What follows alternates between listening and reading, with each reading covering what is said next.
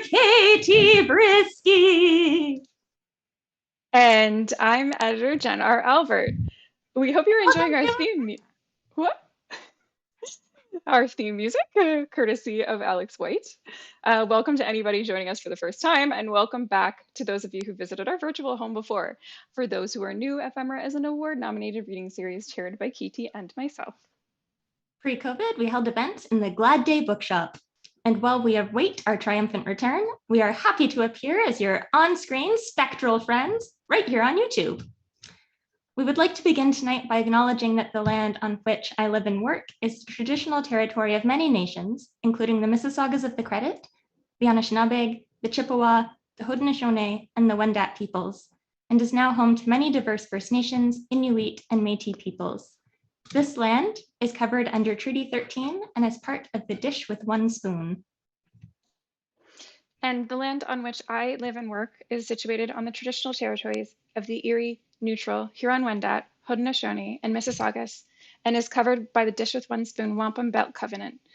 Additionally, this land is covered by the Between the Lakes Purchase 1792 between the Crown and the Mississaugas of the Credit First Nation. I've seen the land that settlers now call Canada described as haunted.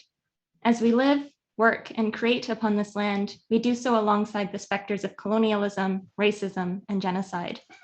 Like ghosts, these traumas function out of time. They happened in the past, they're happening now, they have never stopped happening.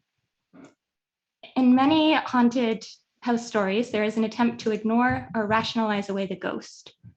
Well, those colonial politicians were so products of their time. There's a dark chapter in our history, but it's over now. Inevitably, those attempts don't work. Ghosts will make their presence known until they're laid to rest. And while the metaphor carries well, let me be clear, we're speaking about living peoples. We're talking about Vivian Ketchum, a residential school survivor recently told to leave a bank branch. We're talking about Curve Lake First Nation, one of many First Nation communities that still does not have clean drinking water. We're speaking about dark chapter in our history, but it's so the First Nation whom Prime Minister Justin Trudeau ignored in favor of a family vacation on the first. Yeah, Katie, we're not up. We're just going to have to restart from the beginning. That's okay. I wondered because the thing wasn't going. Yeah, 1 second. We're going to be a little, I'll be a little tiny bit late. You can just text